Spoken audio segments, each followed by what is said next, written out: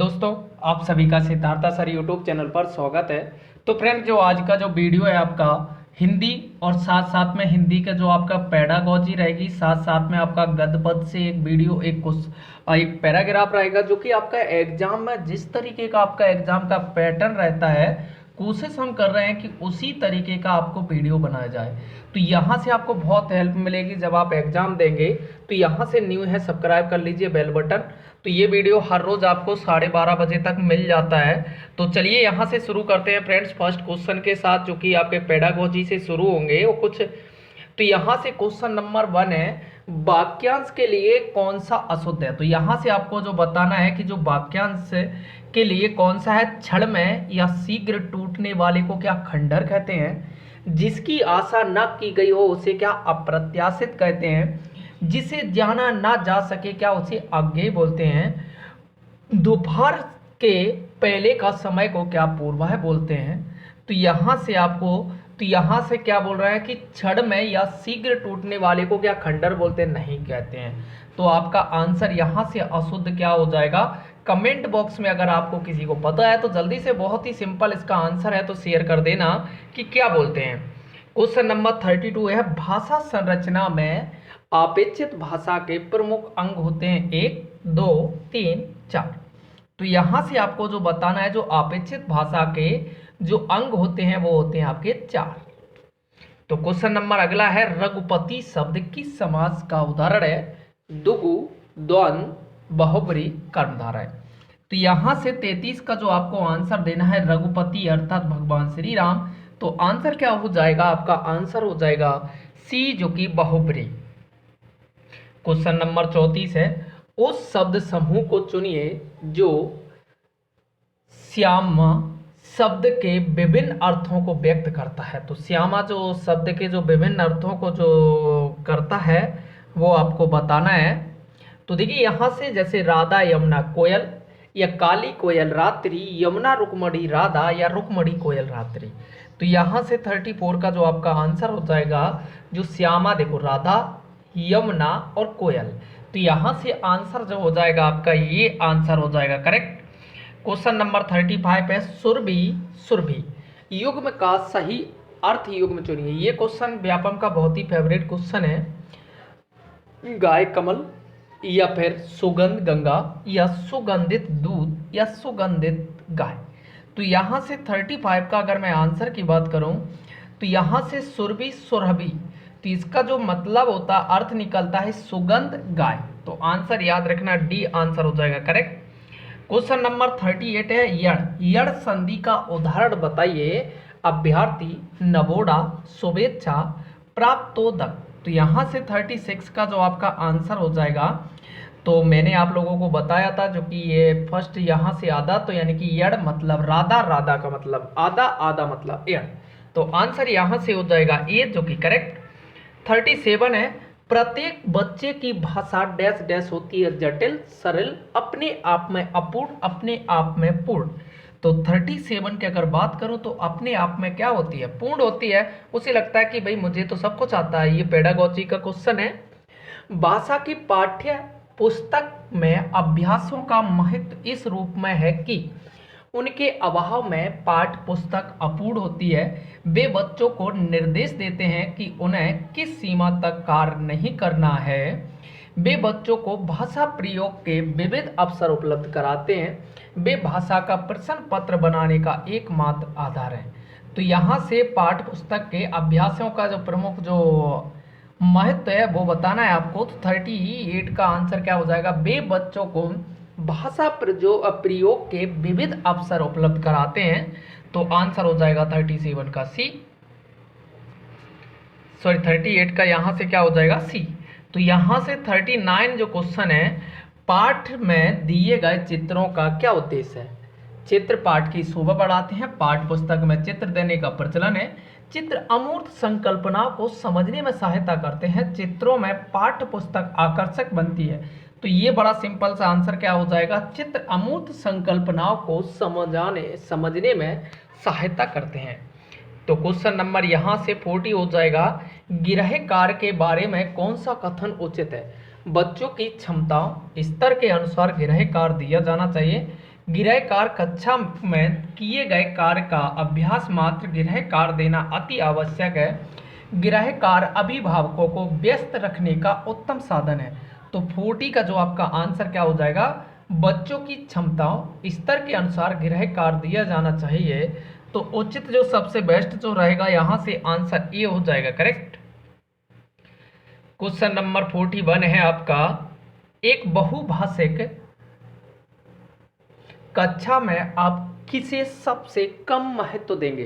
कक्षा में विभिन्न प्रकार की सामग्रियों से समृद्ध वातावरण, कक्षा के बहुभाषिक और बहुसांस्कृतिक संदर्भों के प्रति संवेदनशीलता, बच्चों को सिखाना कि वे दो भाषाओं के मध्य विद्यमान समानता व अंतर का विश्लेषण कैसे किया जा सके, विभिन्न प्रकार के बाल साहित्य। तो यहाँ से 41 का जो आपका आंसर हो जाएगा, तो आंसर क्या हो जाएगा, बच्चों को सिखाना कि दो भाषाओं के मध्य विद्यमान समानता व अंतर का विश्लेषण कैसे किया जा सके।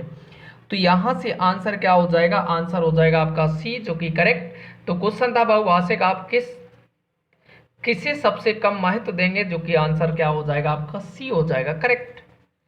क्वेश्चन नंबर 42 है, प्राथमिक स्तर पर भाषा की पाठ्य पुस्तक में किस तरह की रचनाओं को स्थान दिया जाना चाहिए। ऐसी रचनाएं जो बच्चों के परिवेश से जुड़ी और जिनमें भाषा की अलग अलग छटाएं हो, जो प्रत्यक्ष रूप से मूल्यों पर आधारित हो, का केवल कहानियां अथवा कविताएं, विदेशी साहित्य की रचनाएं। तो आंसर यहाँ से आपका क्या हो जाएगा, तो क्वेश्चन नंबर यहाँ से रचनाओं को स्थान दिया जाए तो 42 का आंसर क्या हो जाएगा, बहुत ही सिंपल, यहाँ से आंसर जो हो जाएगा ये आंसर हो जाएगा, करेक्ट। क्वेश्चन नंबर 43 है, एक भाषा शिक्षक के लिए सर्वाधिक महत्वपूर्ण है भाषा की पाठ्यपुस्तक, भाषा का आकलन, बच्चों को भाषा प्रयोग के अवसर उपलब्ध कराना, भाषा की त्रुटियों के प्रति कठोर रवैया अपनाना। तो यहाँ से 43 का आंसर क्या हो जाएगा, बच्चों को भाषा प्रयोग के अवसर उपलब्ध कराना। तो क्वेश्चन नंबर 44 है, भाषा की कक्षा में एक शिक्षक बच्चों से क्या अपेक्षा करता। बच्चे सवालों के बंधे बंधाए जवाब दें, सांस्कृतिक निष्ठ भाषा में ही जवाब दें, बच्चे अपनी मातृभाषा का बिल्कुल भी प्रयोग न करें, बच्चे सवालों के बंधे बंधाए जवाब न दें। तो 44 का आंसर क्या हो जाए, बच्चे सवालों में बंधे बंधाए जवाब दें। तो भाषा की कक्षा में एक शिक्षक बच्चों से क्या अपेक्षा रखता है। तो देखिए यहाँ से अगर किसी को डाउट लग रहा है तो मैं आपको समझा दूं, भाषा की कक्षा में एक शिक्षक बच्चों से यह अपेक्षा करता है वह सीधे सीधे तौर पर किसी उत्तर विशेष को जो ही का तो ही न कहकर अपनी भाषा का प्रयोग करके प्रश्न का उत्तर दें। तो यहाँ से क्या कह रहे हैं कि बच्चे सवालों के बंधे बंधाए जवाब दें। तो यहाँ से तो इस हिसाब से अपन कौन सा ऑप्शन लेंगे, ये तो नहीं हो सकता है क्योंकि ये तो पूरा गलत हो जाएगा। यहाँ से आंसर क्या हो जाएगा, बच्चे सवालों के बंधे बंधाए जवाब न, जैसे कि जोई का तोई ना दें, यानी कि अपने भाषा का भी प्रयोग अपने तरीके से भी दे सकते हैं। तो यहाँ से आंसर क्या हो जाए, जैसा टीचर ने कहा थोड़ा अपने आप में बदल सकते हैं। तो आंसर हो जाएगा डी, प्राथमिक स्तर पर भाषा सिखाने से तात्पर्य है भाषा वैज्ञानिक तथ्य स्पष्ट करना, भाषा का व्याकरण सिखाना, उच्च स्तरीय साहित्य पढ़ाना, भाषा का प्रयोग सिखाना। तो 44 का जो आपका आंसर क्या हो जाएगा, भाषा का प्रयोग सिखाना।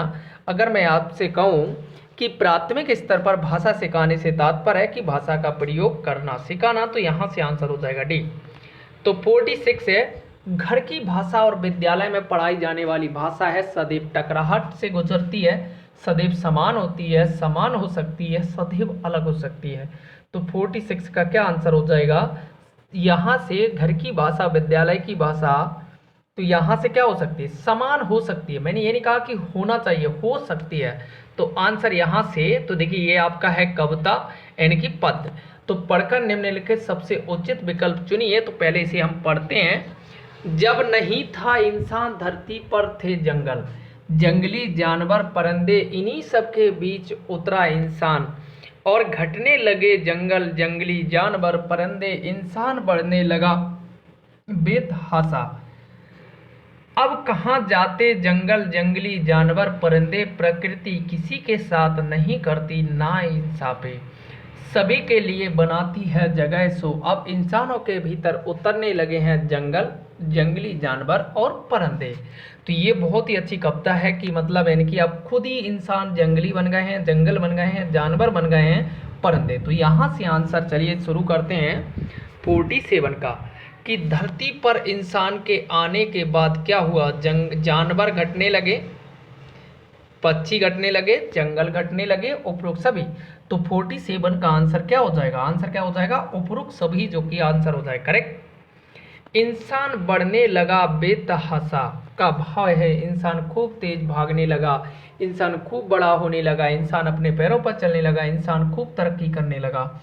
तो 48 का जो आंसर हो जाएगा, इंसान खूब तरक्की करने लगा, तो आंसर क्या हो जाएगा, बेतहाशा का आशा है कि इंसान अपनी खूब तरक्की करने लगा है, तभी तो जंगल वगैरह कम।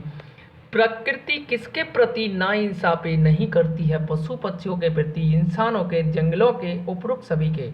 तो यहाँ से 49 का जो आंसर क्या हो जाएगा, सभी आंसर। बहुत ही देखिए, अगर आपने अच्छे से इसका भाव पढ़ लिया तो आप आंसर बहुत आराम से दे सकते हैं। कविता के अंत में क्या व्यंग किया गया है, इंसानों में अब इंसानियत खत्म हो गई, इंसानों के भीतर जंगल की तरह पेड़ उगाए, इंसानों ने जंगल उगाना शुरू कर दिया, प्रकृति ने इंसानों के प्रति नाइंसाफी की है। तो 50 का आंसर क्या हो जाएगा, आंसर यहाँ से क्या, इंसानों में अब इंसानियत खत्म हो गई है, तो आंसर ए हो जाएगा, जो कि करेक्ट। तो थैंक यू फ्रेंड्स, वीडियो सभी को अच्छा लगा है लाइक करिए, सब्सक्राइब करिए, और जो भी डाउट वगैरह हो अपना कमेंट में ज़रूर किया करिए। Thank you friends.